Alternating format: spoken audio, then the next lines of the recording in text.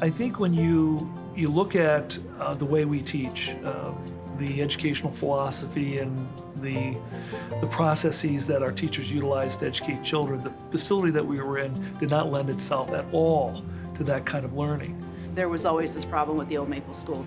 Just things that the teachers, the administrators, everybody had to contend with.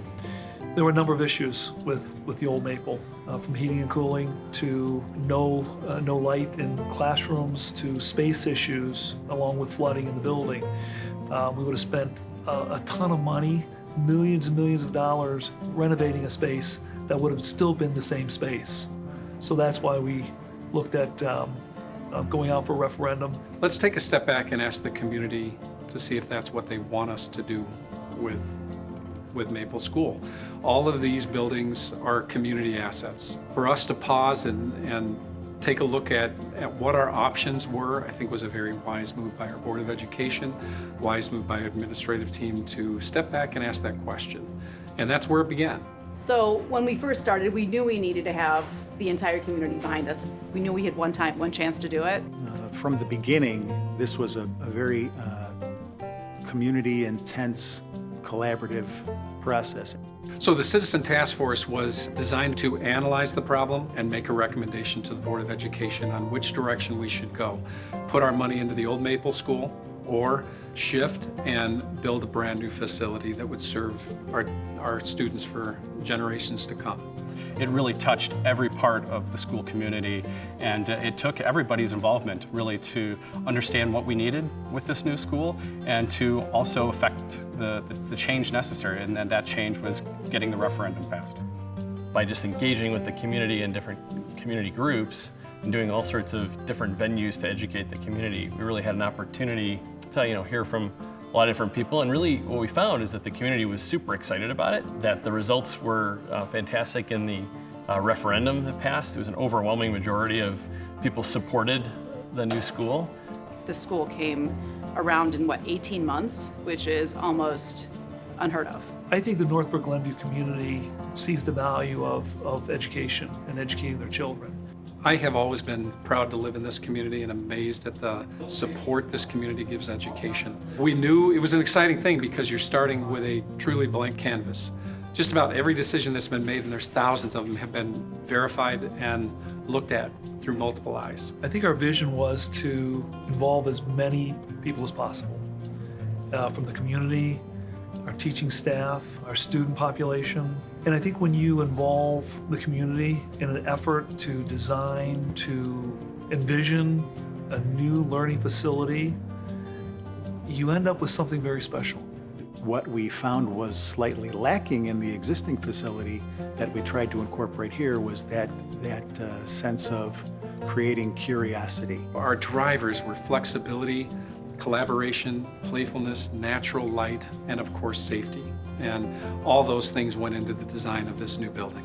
From a technology standpoint, from a natural light standpoint, from a collaborative space standpoint and social aspect is really second to none. The modern school building is much different now than the modern school building was 20 years ago.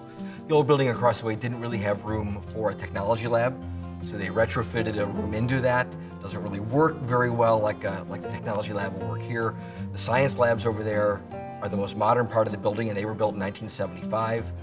From our physical education facilities to our band, orchestra, choir facilities to the classrooms themselves that have flexible furniture, they have natural light, they're fun. They're going to be fun for teachers to teach in, but really, they're going to be really fun for students to learn in.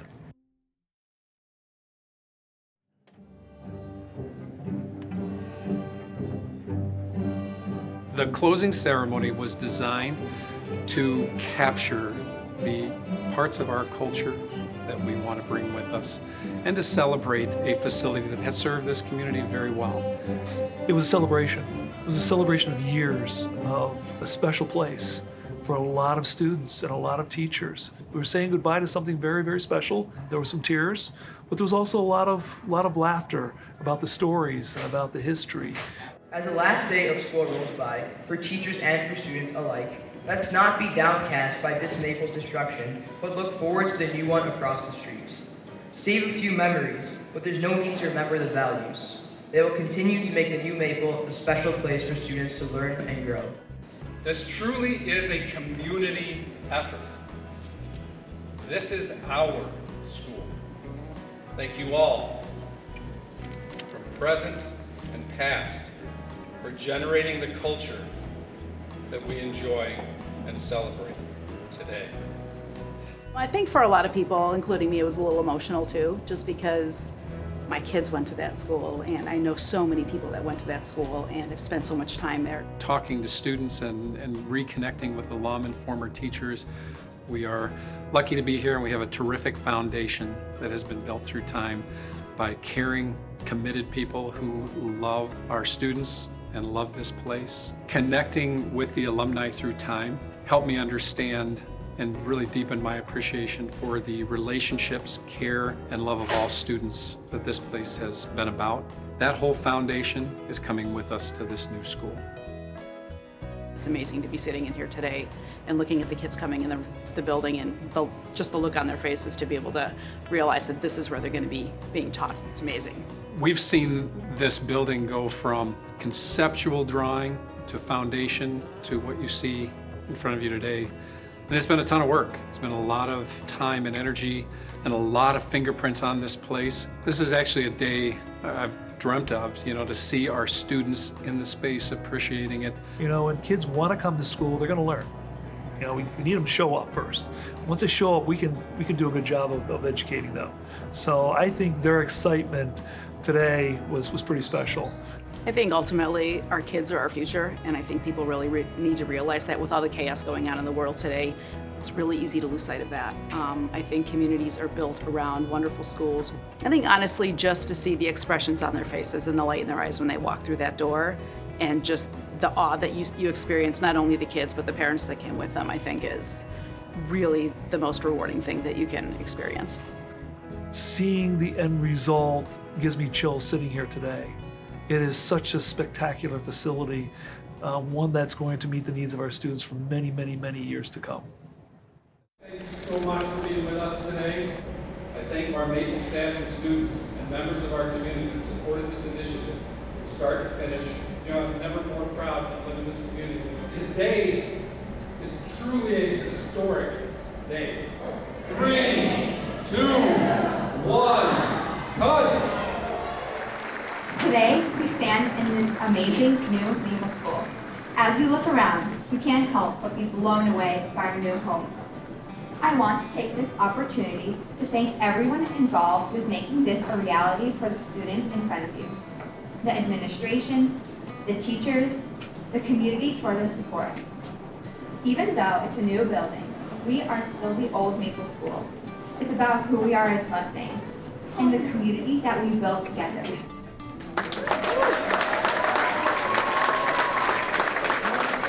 Anytime you go after something that's this big, I think it is a tremendous risk. And I would say to our Board of Education, thank you for taking that risk. And to our community, thank you for trusting us with this charge to build this new Maple School that will educate students current and in the future for years to come.